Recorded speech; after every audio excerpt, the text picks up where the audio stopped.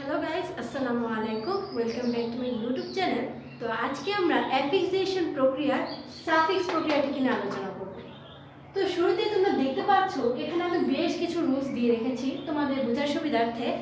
এখানে শুরুতে দেওয়া আছে ভার্ব টু নাউন, মানে ভার্বটিকে কীভাবে নাউন করব সেগুলো কিছু রুলস আমি এখানে লিখে দিয়েছি। রুলস নট, মানে এক্সাম্পল লিখে দিয়েছি যাতে আর কি সেটা সহজে তোমরা ধরতে পারো। এখন দেখো আর কি শুরুতে রয়েছে, ওয়ার্ডের শুরুতে রয়েছে ক্রিয়েট। ক্রিয়েট মানে সৃষ্টি করা।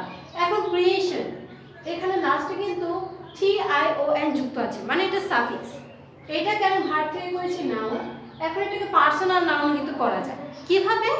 এই যে ক্রিয়েট, ক্রিয়েটার পরে লিখে দাও আর, ক্রিয়েটার। এখন আমরা পরবর্তী ওয়ার্ডে চলে যাচ্ছি ম্যানেজ।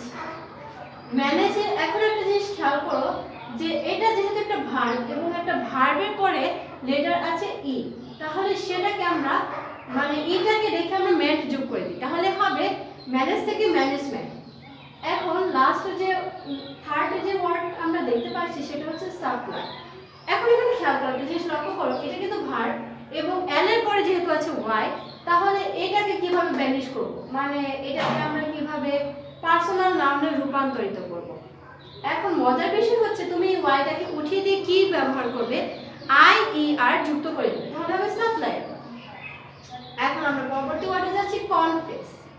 এখানে একটা জিনিস খেয়াল করো, এটা একটা ভার্বের ভার্ব এবং এটার পরে এফ এর পরে ই এবং ই এর পরে ডাবল এস, মানে দুইটা এস যুক্ত আছে, তাহলে এখানে ION যোগ করে দাও, ION যোগ করে দাও, তাহলে হবে কনফেশন। এখন ডিসাইড, ডিসাইড এখানে দেখো এখানে একটা ওয়ার্ড আছে ডিসাইড, ই আছে।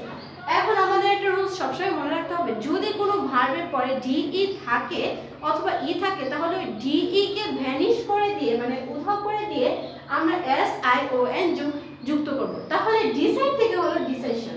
ডিসিশন এটা আমাদের সবার কাছে একটা পরিচিত ওয়ার্ড এবং ডিসিশনের উৎপত্তি ঘটেছে মূলত ডিসাইড থেকে। এখন আমরা পরবর্তী ওয়ার্ডে চলে যাচ্ছি অ্যাজিউম।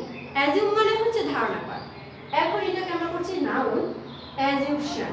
এখন প্রশ্ন থাকতে পারে এখানে ইটা কোথায় গেল।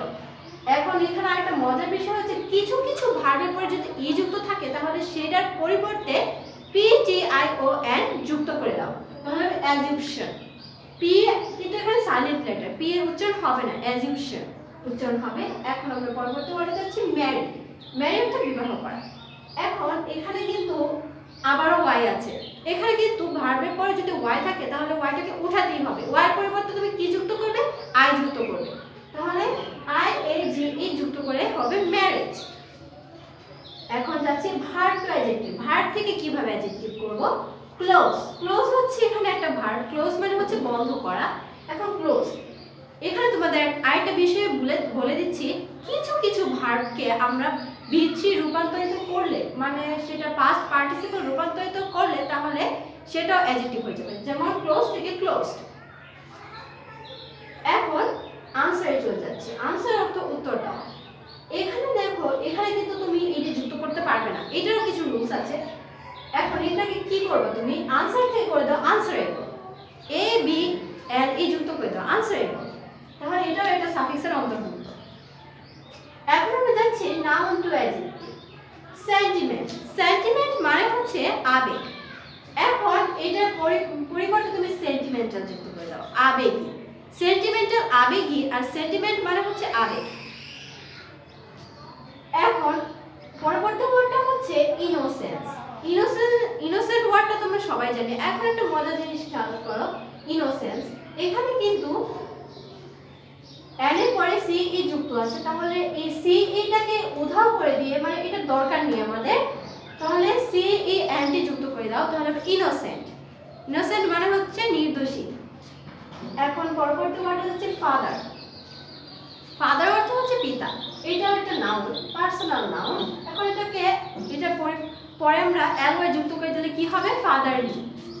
তাহলে এখানে অ্যালওয়াই যুক্ত করে দিয়ে আমি অ্যাডজেক্টিভ করে দিলাম অতি সহজে। এখন আমরা পরবর্তী আর কি আইটেমে যাচ্ছি, অ্যাডজেক্টিভ টু নাউন।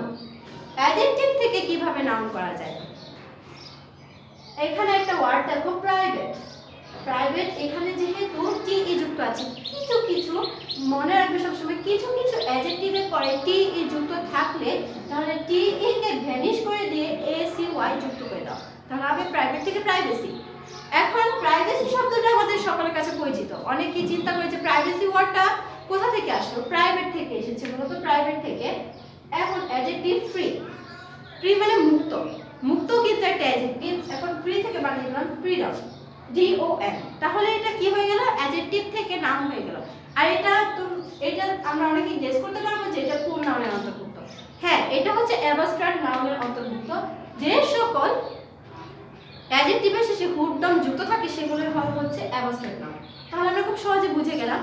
এখন পরবর্তী লাস্ট যে ওয়ার্ডটাকে নিয়ে আলোচনা করতে যাচ্ছি সেটা হচ্ছে শিওর।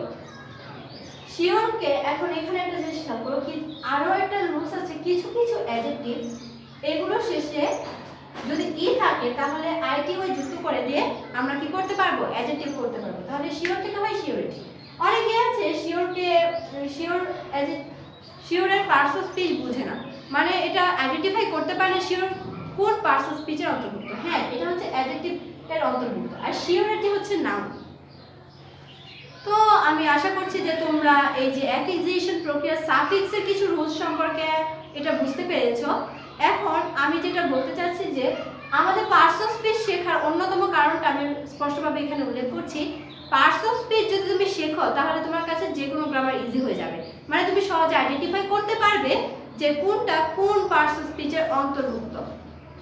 এখন এখানে দেখো, ভার্ব থেকে আমরা শুরুতে বলছি নাউন, ভার্ব থেকে কিভাবে নাউন করা যায় এটার কিছু রুলস আমি পড়েছি। আবার ভার্ব থেকে কিভাবে অ্যাডজেক্টিভ করা যায় এটার রুলস অনেক সহজ। এখন যাচ্ছি noun to adjective, noun to adjective, এটাও অত্যন্ত সহজ, এটাও বুঝতে পারবে তোমরা।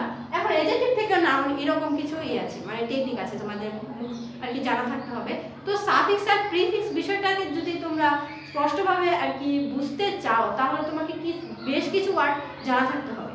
আমি মুখস্থ বলতে চাচ্ছি না, কিছু ওয়ার্ড জানা থাকতে হবে এবং কোন ওয়ার্ডের উৎপত্তি কোথা থেকে সেটাও বুঝতে হবে। তো আমার ভিডিওতে তোমরা যদি কেউ নতুন হয়ে থাকো তাহলে আমার চ্যানেলটা অবশ্যই সাবস্ক্রাইব করবে, যাতে পরবর্তীতে তোমরা এরকম অনেক গ্রামারের ভিডিও পেতে পারো।